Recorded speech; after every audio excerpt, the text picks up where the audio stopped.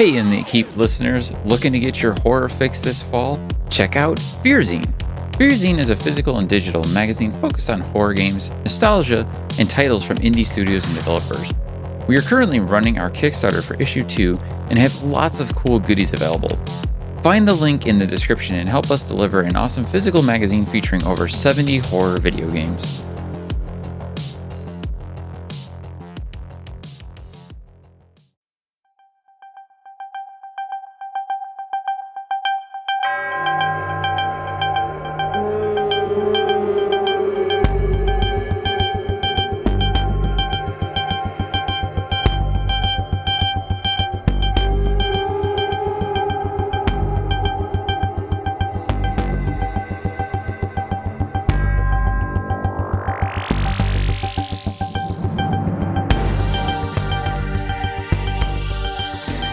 It's been a long time since I've seen you, man. When was that? Good gracious. Anime show in Slovakia in Yeah, I March. mean, it was, probably March. Yeah. I'm not sure. It was so nice to meet you and everybody there. It was like a once in a lifetime kind of event for me. I was just invited kind of on a whim to come speak at that conference. And then while I was on stage, I remember like at some point, I was like, anybody here know what it's like to be a game producer? And you raised your hand. You're like, yeah, I am a game producer. I was like, get your ass on stage then. Yeah, yeah, that was really really cool, and thanks for that. Also, thanks for inviting me here. I'm really grateful. Yeah, man. How do we pronounce your last name? I mean, it's Brnčal, but I mean, you can pronounce it like Brnčal or something like that. See, me and Alex were saying beforehand, it's okay to unmute if you want to laugh for this, but we were saying it's barnacle. Like SpongeBob SquarePants is always complaining, oh, barnacles, and but no. So you definitely have an Eastern European name with not enough vowels and too many consonants. Something that we've noticed. Yeah. Yeah, I mean, for me it's natural, but I heard that it's like hard to pronounce for many people. Like even maybe like Polish people or something. I don't know. Brnčal. Maybe not Polish. They probably can pronounce it, but like some other nations. So did you grow up in Bratislava or in the kind of local area? Yeah, I mean, it was like we moved 3 times when I was younger, and it was all around the area of Bratislava, the western Slovakia. But yeah, it was like smaller towns mostly. And the last 7 years I'm living in Bratislava, and it's great here. I love it. I was really impressed with the culture, like just like how kind people are and how personable people are, the sense of humor. Especially because at the time I was living in Scandinavia, which is much more, I would say I think you and I talked about that a lot, kind of when we were at the little after party, after the event. Mhm. But I was just so taken aback by how unpersonable Scandinavian culture can be, and then like being in Eastern Europe, being in being in Bratislava and Prague for a couple weeks was just such a warm reminder of what home is like. Because for me, it's the same thing. Like people are much more open. They talk to strangers. They're very approachable. Everybody wants to drink with you. That's something I really noticed. Like immediately, as soon as I set foot into the country, it's like everybody's trying to get you to get hammered, and I'm like, maybe we could go slow. We could have a couple, here or there, but maybe not get absolutely shit faced in the middle of the day. And they're like, you're not really living the Slovakian lifestyle unless you're, drinking schnapps or vodka or whatever with us. And I'm like, holy cow, guys, like calm down, calm Yeah, I mean, actually, I don't drink alcohol at all. So Yes, um, yes. so I'm probably like not really a Slovakian. But I find it like, really interesting how cultures kind of base their entire identity off of drinking, and then Like there are always going to be people who don't drink within that culture, and then like that's a different subset of their, you know, who they are. It's Yeah, like, tell me about it. yeah. I mean, I don't like the like drinking culture, and I'll try to enhance people to not to drink so much and to enjoy time sober and like playing board games and just talking and Yeah, what is it that drove you to be, to just live a life of sobriety? Like, why is this such a, you know, thing for you? I mean I don't see a point in like being drunk Yeah, because like it basically kills your brain cells and like I don't know. I don't know how to explain it, but like I don't feel it's natural and it's needed, and I feel a lot better when I just have fun and being like in the moment without being drunk. You know, I mean, I guess my question is more like, did was there some event in your life that drove you to that lifestyle, or was it just sort of natural for you? So like maybe, oh for some people it's like, oh, my dad was drunk and I just never wanted to touch alcohol because of that, or something. It could be anything. Some people it's like, their family were teetotalers, and then when they were 14 they had their first Jack and Coke and they went off the rails. You never know. It could go either way. So I guess what I'm really asking is like, what was your experience that kind of like led you to live that lifestyle? I mean, it was kind of natural for me. I mean, I was raised that way, like in non-drink non-drinking family, and also my my ex-girlfriend's dad started to drink a lot, and it was like really traumatizing. And after that I am even more encouraged to discourage people from drinking. I feel you. Um, do you like find yourself uncomfortable around people who do, or are you able to just kind of like respect that, some people can't handle it? Yeah, I mean, I try to I try to respect it, but like when someone is like too drunk and disrespectful, I hate it. Oh yeah, man. That's something I think everyone shares. It's like, the moment that you're no longer, talking to someone who's capable of handling their faculties and like actually articulating their ideas, it's like, oh yeah, we're done here. Yeah, There's no point exactly. in arguing with a drunk person. But I would say that there are certainly like plenty of people in the world who can get along just fine. Uh, drinking, having fun. Like it could be anything, any substance. You know, uh, and then they find a way to like just live in the world and be perfectly reasonable. But then there are also always going to be people who fall off the deep end. So Yeah, of course. it must be interesting for you to live in such a culture and and have that mindset.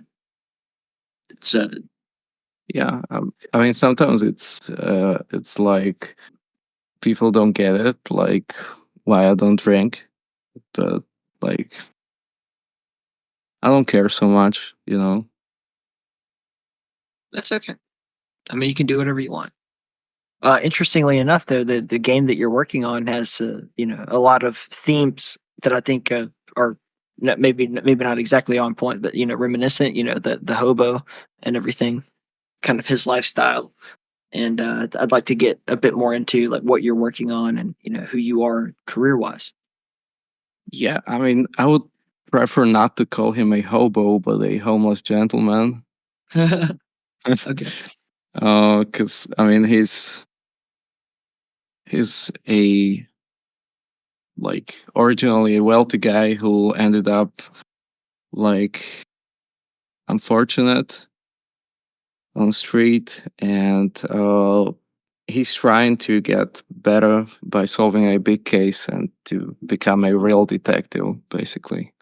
Rich guy who ends up on the street, like I heard in my eyes the name, basically like Grayston, something like that, and like based on that, I knew I wanted to put him into probably into America, but also the problem with homelessness, it's so much different from the Europe, and it felt like it would not work in Europe so much as it would work in the setting of Cleveland and US.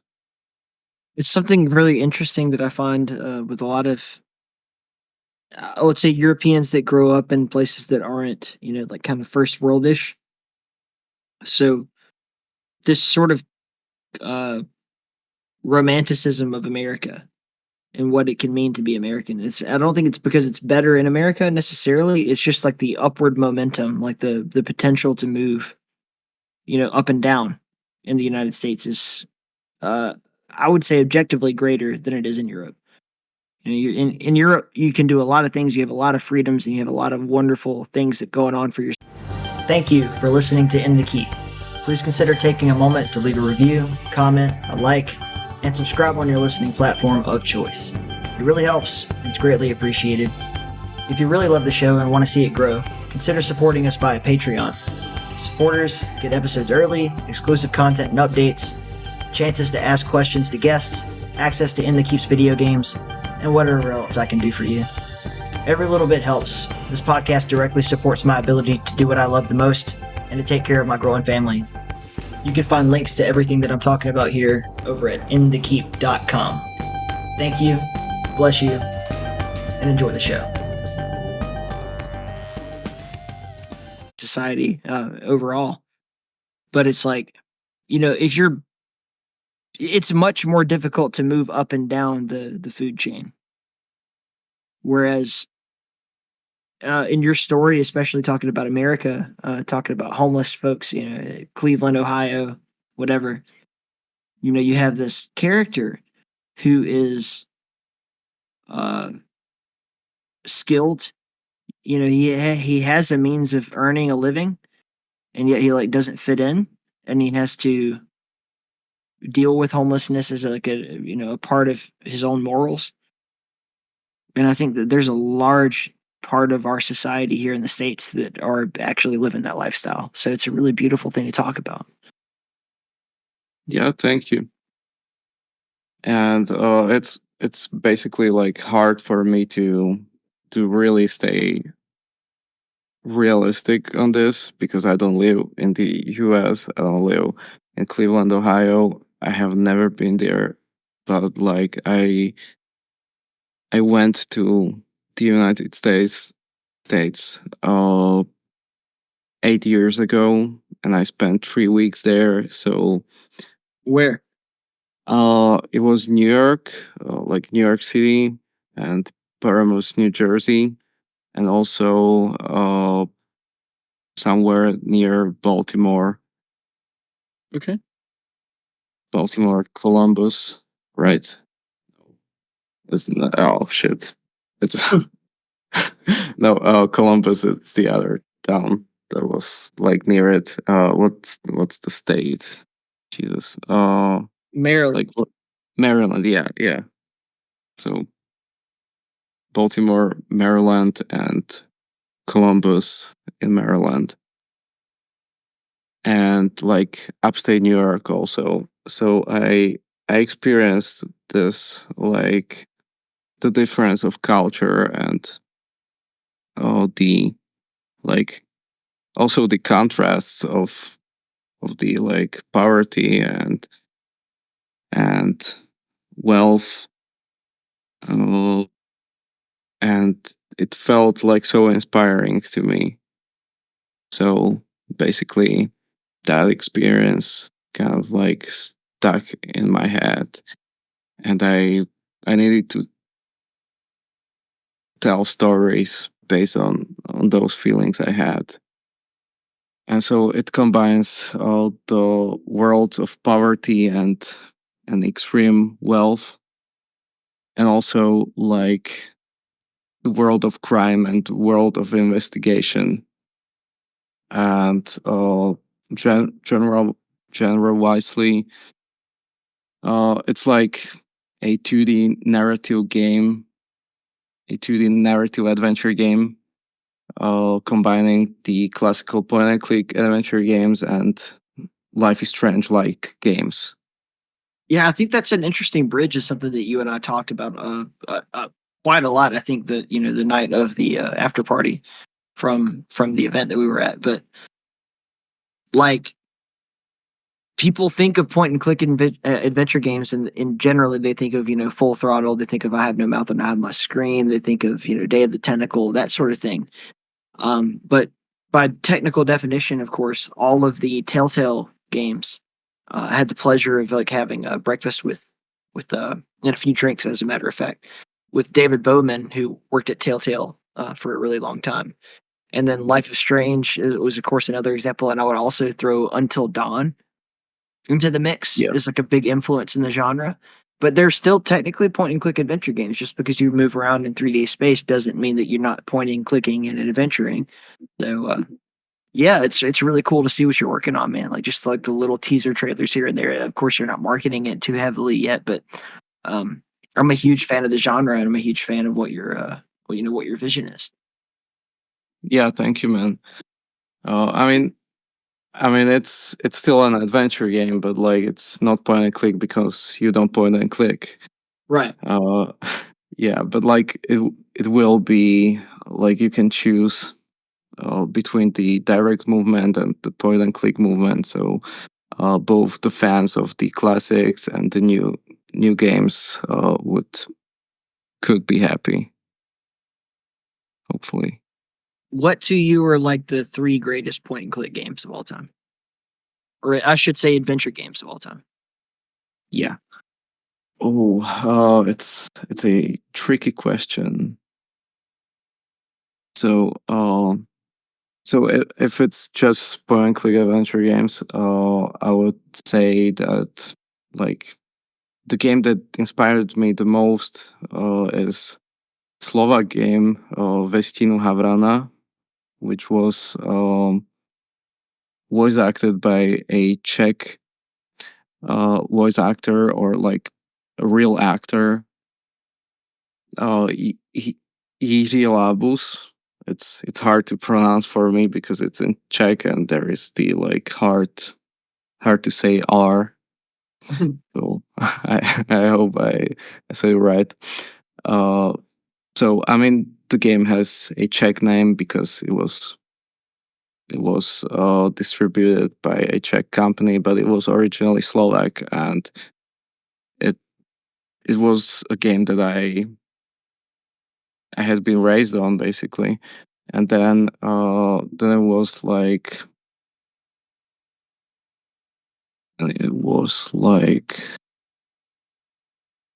maybe the Ken Follett's Pillars of Earth by Daedalic, and I would really love to mention some of the classics, but it always feels weird to mention classics because of course, Yeah. everybody knows that. Everybody knows that. If you say, okay. yeah, because I'm always going to go back to the the classics themselves. I'm always gonna be Full Throttle, Full Throttle. It's Yeah. the fuck Grim Fandango. It's they're the best of the best. And it's if you mention them, it's sort of cheapening yourself, but at the same time, it's no, these are truly great standout games. All the LucasArts games, everything that really came out of that era is it's such a great medium for gaming because it's so low stress. It can be, and I would say that Telltale really innovated the style of it with kind of the timing sequences in The Walking Dead and especially in Game of Thrones, their version of Game of Thrones. It would really force you to make a decision within a limited amount of time, and that was very interesting. But at the end of the day, you're just exploring the environment, and whatever's going to happen is going to happen. The time element coming into it was something that I thought was really cool and unique. But it was a later innovation. So you have games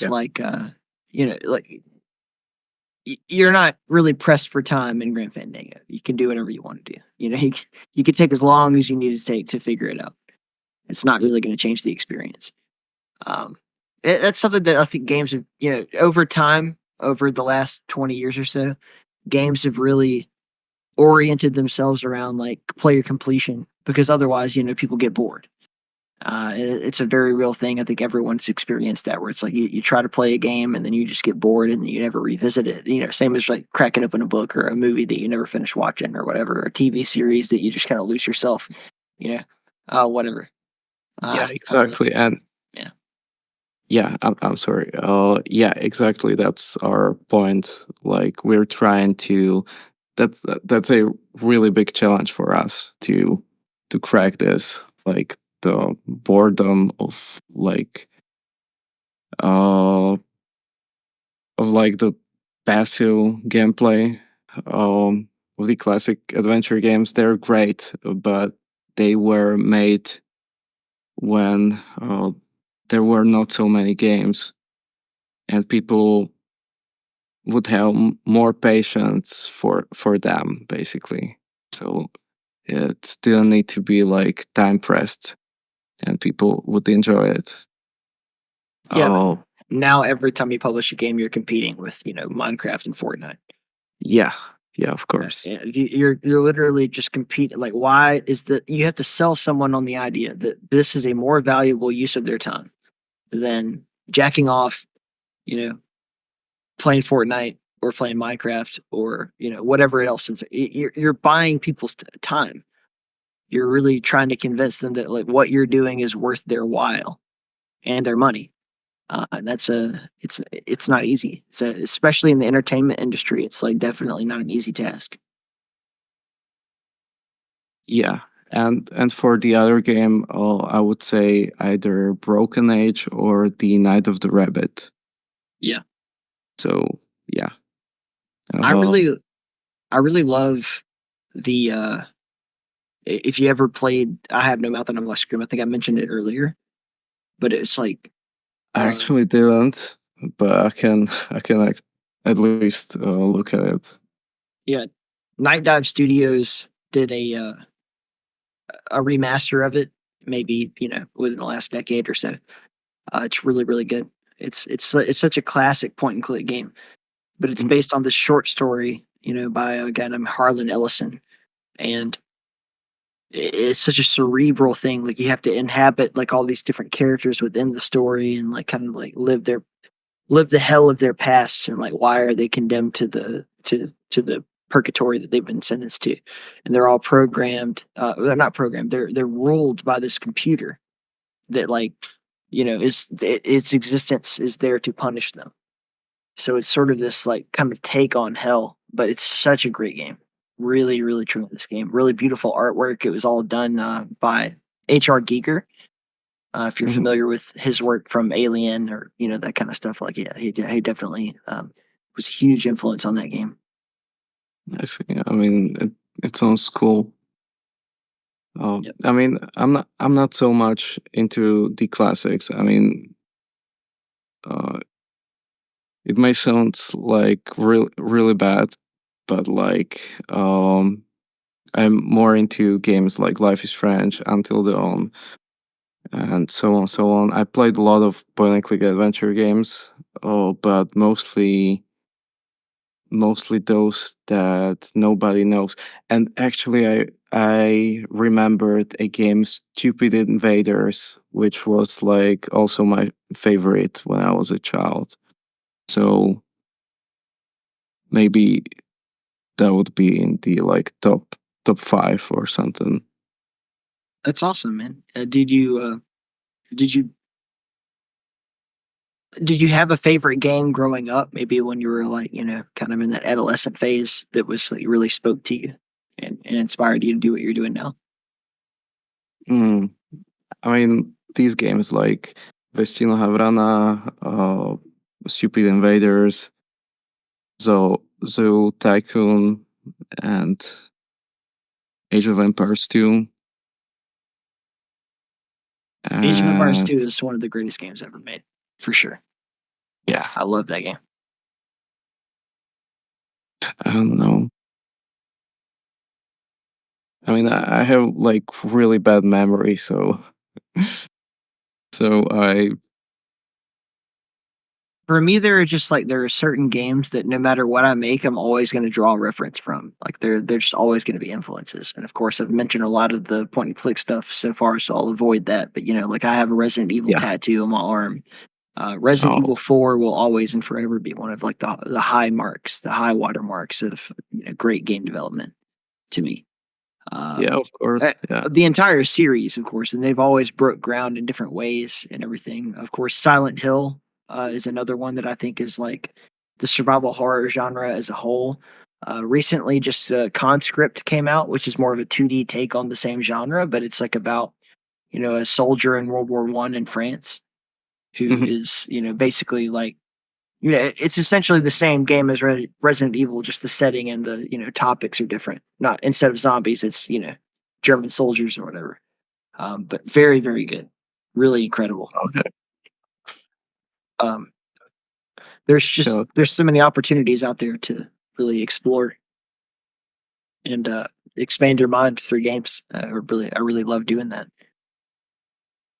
yeah, of course. And also Hidden and Dangerous 2 was like one of the games that I played and that inspired me. And then later on, when the This War of Mine came, Yeah, uh yeah. it it it was like, holy shit, like you can do this with a game.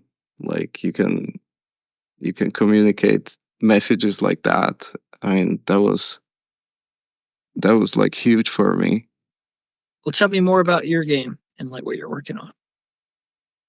Oh, so we're actually working on two games. Your company and everything. Like shout it all out. Yeah. Which So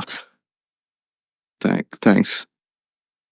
So my company is called Incidental Minds, and we are focused on meaningful games, just like 11-bit with the This War of Mine and Frostpunk.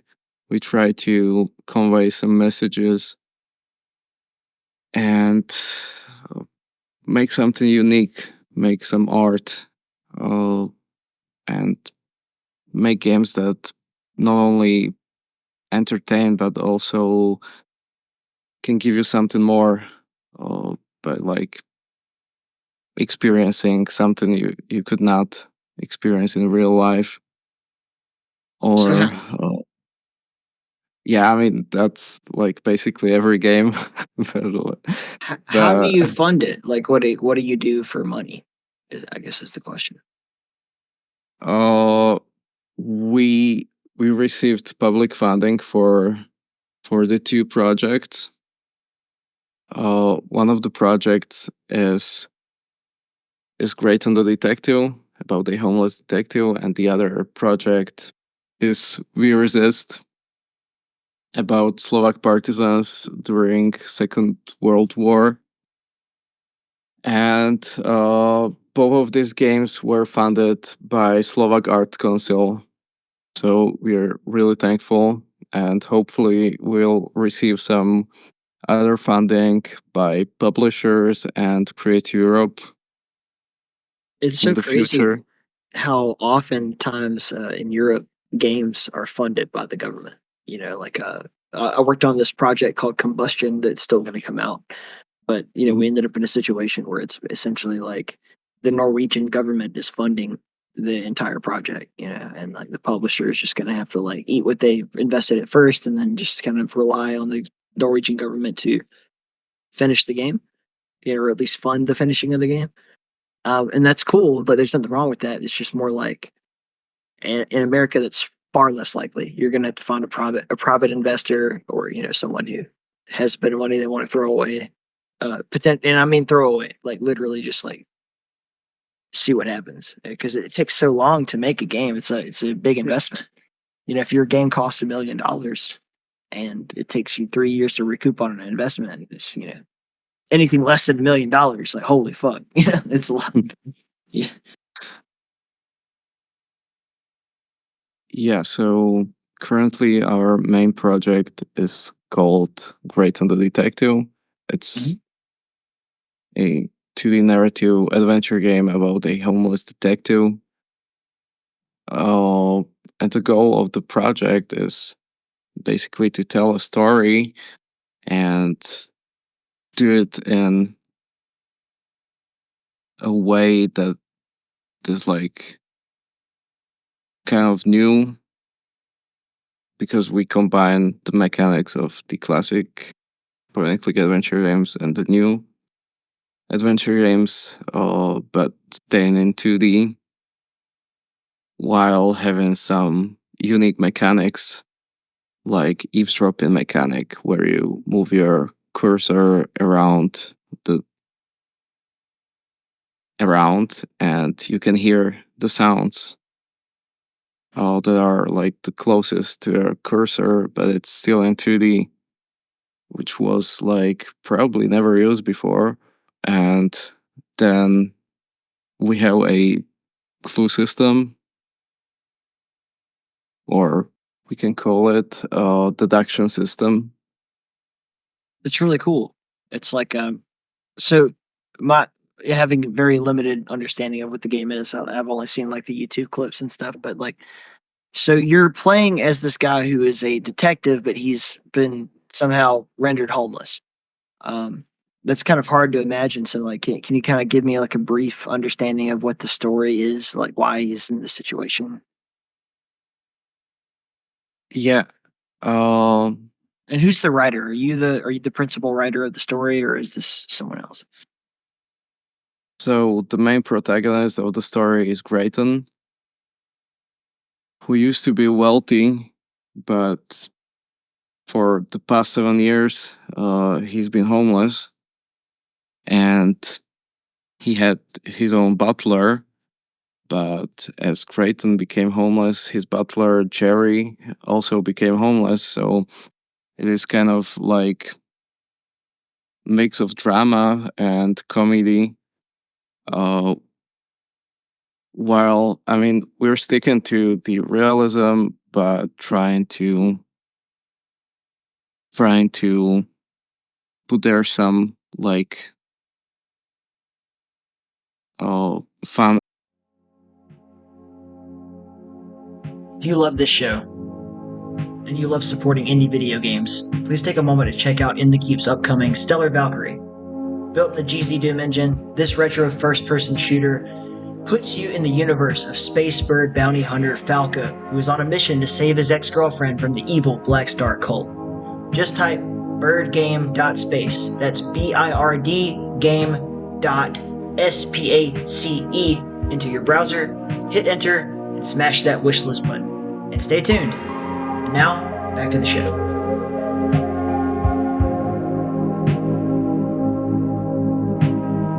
Elements. And Grayton is like Grayton is kind of like antagonistic. Like he generally enjoys time by himself because like he's not so liked in the community.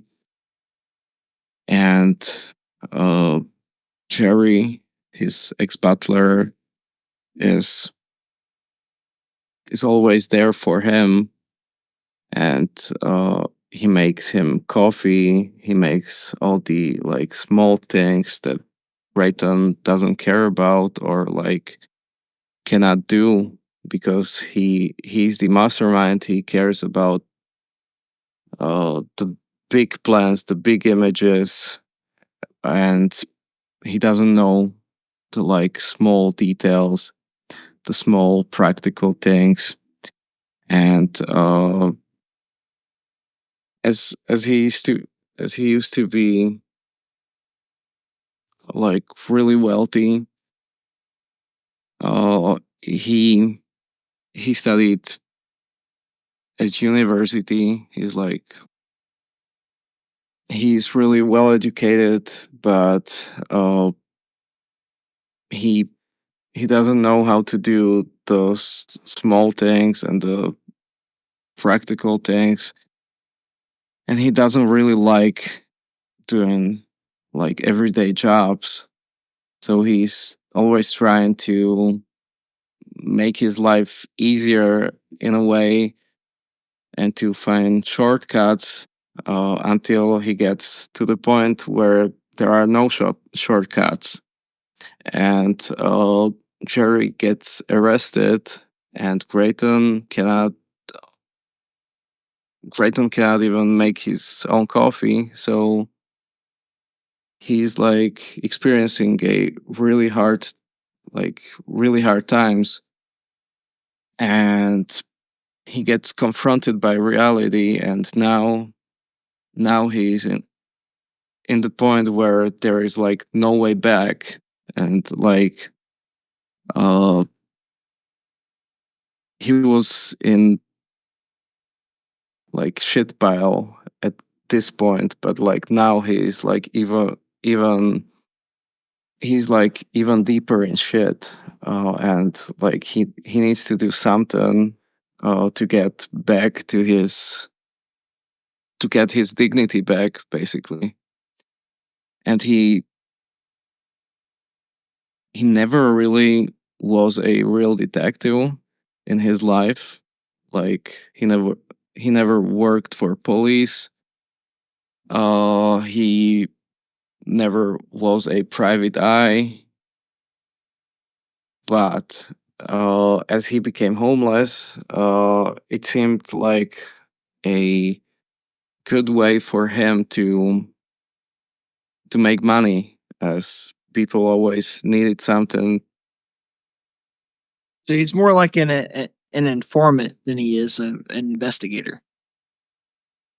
In a way, it's like he's kind of on the streets and like he has the the knowledge of what's going on, but it's not like he's a detective. It's more like he's an informant. To I tell mean, the detectives what's going on, maybe. no, I mean, he's really investigating, but he's doing like those like small newspaper, how it's called, when someone puts in the newspaper like they're looking for a dog or something like that. How it's called? Advertorial, or basically he's solving small problems. He's solving like local problems. Yeah, small local problems for like really small fees, and Yeah. he's doing just fine. Uh, he makes like few hundreds per month. It's like he never really works on a big case, and he's like really smart, and he could have solved a big case, but he's he's scared. He's like scared of the success, basically. But at this point, as Jerry gets arrested, Grayton decides to finally solve a real case, a real detective case, which police is trying to solve. And there is a bounty for solving the case and finding the golden spoon of John D. Rockefeller, because it's like a local museum, fictive one in East Cleveland, Ohio. And yeah, he's trying to get the money and get back to his life. And it gets complicated on It's the way. interesting medium for storytelling. Like because you're gonna have multiple branches of kind of like different decisions he could or couldn't make, or you as the player would or would not make. In his shoes. Yeah. Going off the vein of what Life is Strange is like, or what Until Dawn is like. There's so many different branches you could go down. How are you going to solve the issue of because a lot of people I think find these games like they have so many branching paths and then they kind of ultimately lead to the same result. Do you see yourself kind of having like one unified story to tell, or having multiple different avenues that the player could go down? I mean, it basically depends on the money that we will get for the development. But basically, we're thinking about like going with the one avenue way. but having like different like side quests on the way, and like impacting the other people around, and by impacting the other people, they will basically they they will basically impact the story as it goes on, not in the like not in the way like Detroit Become Human, that's like totally out of our budget, but kind of like Life is Strange way of like changing some facts and situations, context. And yeah, you can change the like occurrence of some events, and like if you helps one guy, he can help you later. But if you I mean, you can be really mean. Basically, it will have consequences, either good or bad. I mean, it's not like if you do bad things, you only have like bad consequences, because it can lead you to some consequences that are basically good for you, but like morally bad in a way. So it will have that. Yeah, it's a And real anti-hero kind of situation.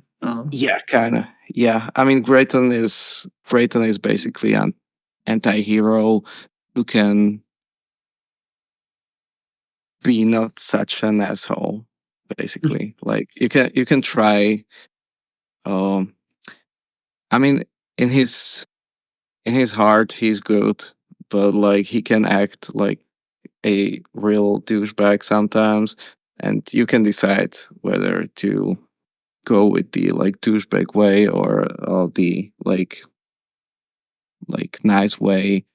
But like it will probably be more complicated for you if you go with the like easier, not easier, with the like nicer way sometimes, because like I mean, we want to show the like real issues for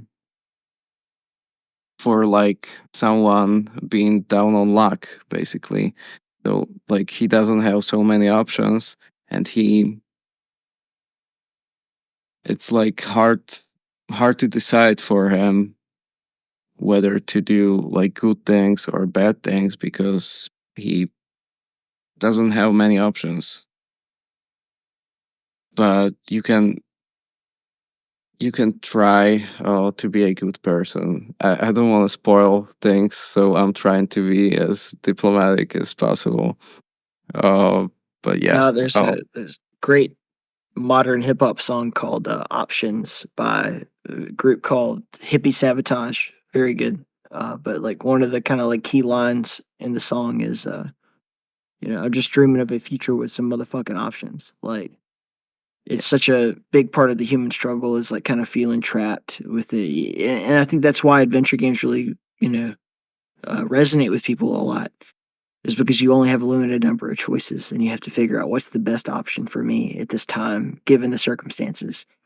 And that's how you progress. It's such a beautiful thing. I think all gaming kind of comes down to that, but it's like it could be more obscured.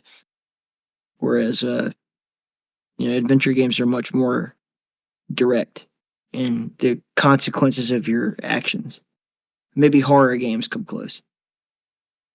Yeah, I mean, as you mentioned it, like yeah, being homeless in the narrative kind of like being homeless kind of makes sense with the genre, because yeah, as you mentioned, you have limited options there, and so the narrative doesn't feel like so forced, because the modern day detective would have like at least mobile phone, and he would have internet connection, but like Creighton is homeless, so he doesn't have that. It's also like early 2000s, so there were basically not so many phones. There were like almost no smartphones, and Creighton just have to solve it not the like classical way, because like he has his own unique ways of doing things, which is kind of unique for Brayton for the game. Basically, it combines the weird things you do in classical point and click adventure games and the realism, because we try to still stay with the narrative and with the realism as much as possible. So it's also a challenge for us. Does it make sense? Of course, and indeed, like some of the most annoying things in any games, even some of the greatest games of all time, like Final Fantasy VII, like where you're like you're supposed to like I don't know pump this machine exactly in time with the rest of the group, and you're supposed to just figure that out for yourself. And then point and click games are so much more guiding. Typically, like it's an interesting dynamic and a dichotomy, as a matter of fact, because the game will uh, steer you. I wouldn't even say steer you in the right direction. It's like you can't progress unless you go in the right direction. Like you're just going to be stuck unless you figure out what you're supposed to do. That's point and click down to a fucking T. But uh, typically, if it's designed well, you're going to know what you're supposed to do, or you're going to be able to figure it out, relatively easily. That's such an interesting line to walk as a developer, as a designer, and you're everything about about what your game signifies. It seems like it's going to be really cool narrative wise. I'm just kind of like you mentioned Life is Strange a lot. We've talked about Until Dawn. I mentioned the Telltale stuff. You say it's more of a blend between the classics and like kind of the modern way of doing the style of game. But I guess what I'm really interested to hear about would be more about the gameplay itself. Like, what's it actually like? And if you don't have that answer yet, that's okay. It's just like something I want to get to eventually. Sorry, what was the question? Sorry, that was really long-winded. I guess the Yeah. question is like, what's the gameplay like? What is the Oh, game itself like? What do you do in the game? yeah. So, in the game, you basically go around and explore. You interact with characters. You interact with the places. You have inventory interactions.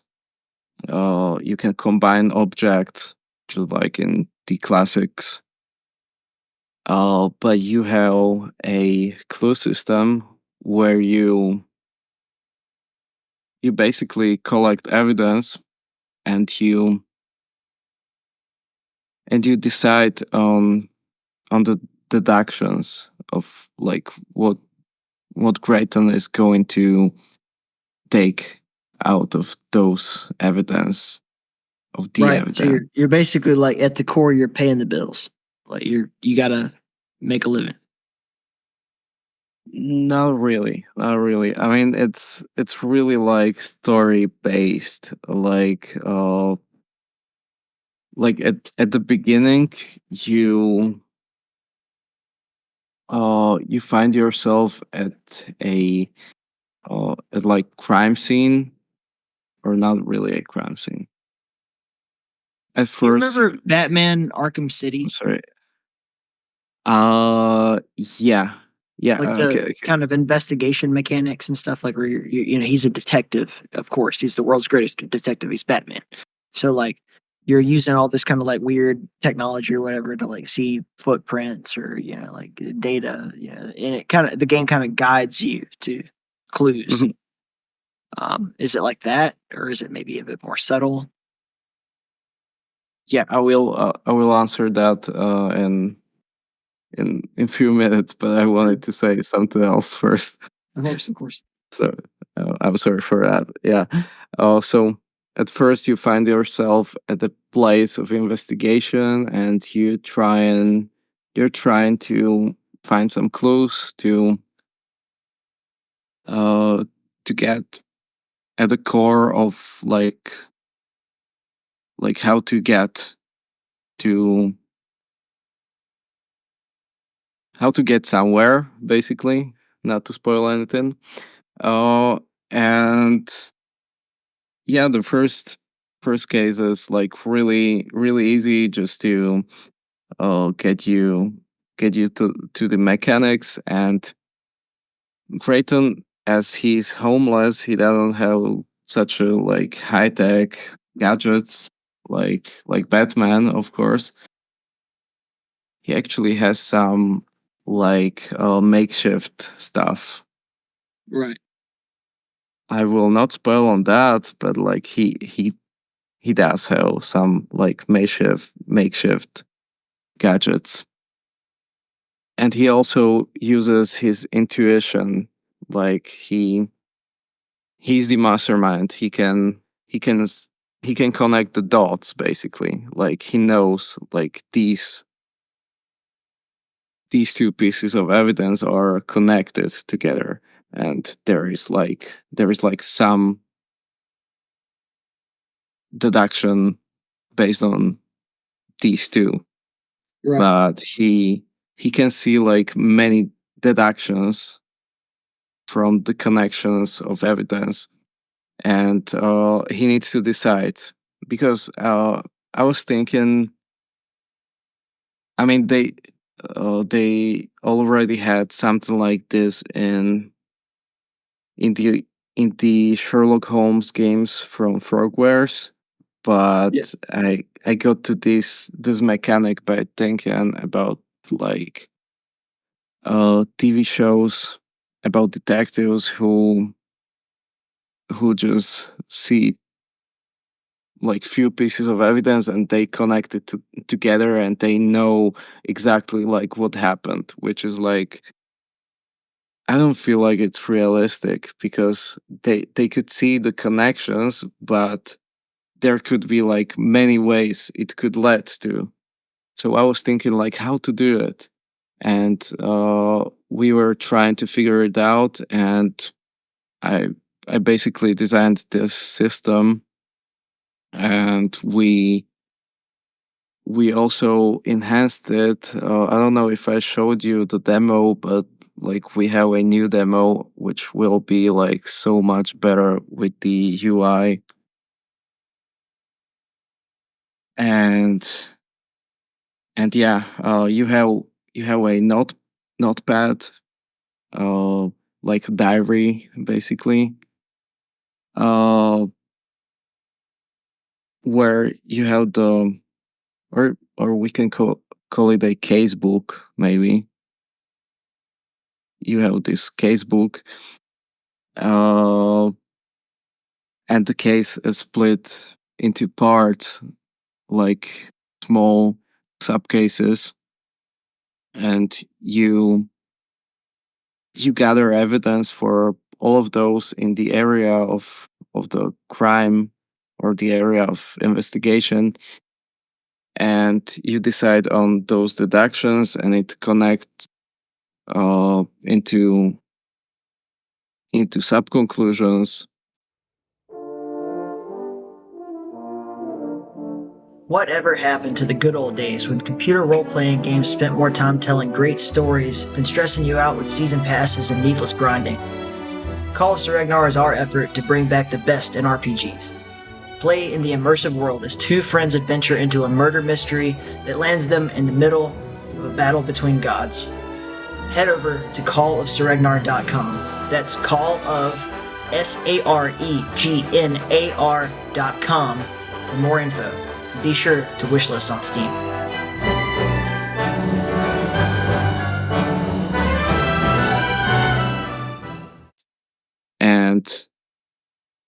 And there are like different sub conclusions based on your decisions, based on those deductions that you had chosen, and you can always change it, the deductions, and based on the sub conclusions, if they're like compatible together, you'll get some like major conclusion on the case. And it can either be like really, really wrong, or like somehow wrong, or like super, super right. But like mostly it's not so obvious which one is right. Only it's based on the logic of the whole thing. Where can people find your game? Go ahead and kind of like plug, like, where can people find information about what you're doing, your company, what you're developing, and like wish listed or that kind of stuff. We don't have a Steam page just yet, but we're trying to make it. We're just figuring out like how to get through the tax information, because we were forbidden 2 times from the Steam, based on like I don't even know why, but like we didn't came through the tax checking information. Like there is like no problem with our taxes, but like, forgot it. Okay. Anyways. Yeah. So we're working on it. We're working on like running the Steam page, but we don't have it just yet. But you can find our website, incidentalminds.com, and there are like some smaller games that we made, and there is a link for a gameplay video that we have, which is like not so up to date, and hopefully we will have a link for the Steam page and the newer video soon on the website. It's really awesome. Thank you so much. It's really like inspired by you. I'm really glad that we got to meet and everything. It's just such a weird happenstance, but I couldn't tell you enough. Maybe it was the wine or whatever, but like how much I love the genre and how much I want to see it continue on. Long term speaking, I want to also develop a point and click game, maybe a little bit more classic than what you have in mind. But yeah, it's something that's a deep, passion of mine. And I really care for what you're doing. I really care for what you're working towards. And it was such a just weird happenstance to bump into you when I did. Yeah, that's great to hear. I'm looking forward to your game. Do you have some like concept in mind? I'm not going to talk about it yet because I have to rewrite the entire script. It was originally like something that I was writing for a large publisher, and then the IP fell through. So I'm going to have to, if I want to continue that particular game, I'm going to have to rewrite it. Another one is sort of, I'm going to make a point and click game no matter what. Another one that I have in mind is sort of like a mafia story. Maybe a little paranormal or whatever, but it's just something that I've had, tucked away for a long time, and I'm waiting for the right opportunity to actually, put it into development. Yeah, see, that sounds great. I mean, I would love to play some action game based in like the settings of Mafia or something like that. Well, we'll see what happens. I'm looking forward to, all of your storytelling and everything that you create. It's a really inspiring story. Thank you so much.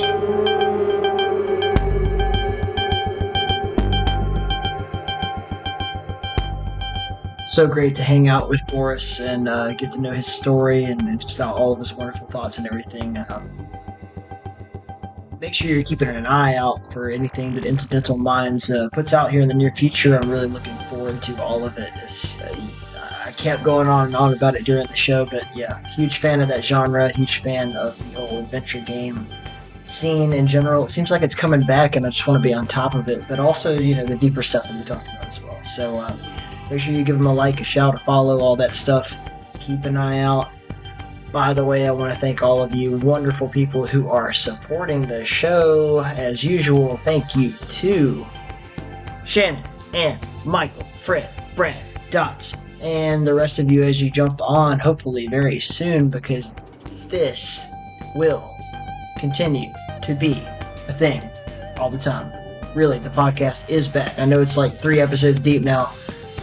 Maybe you didn't believe it, but it's truly here. So I want to thank John the Shred for our awesome theme song. Reminder to like, subscribe, review, comment, wherever you're listening, whether that be YouTube or Spotify or Apple or, I don't know, there's like a bajillion places to listen to podcasts, but just the number one thing you can do is tell a friend, tell a friend. That's the best. At least one other person, just be like, hey, check out the show.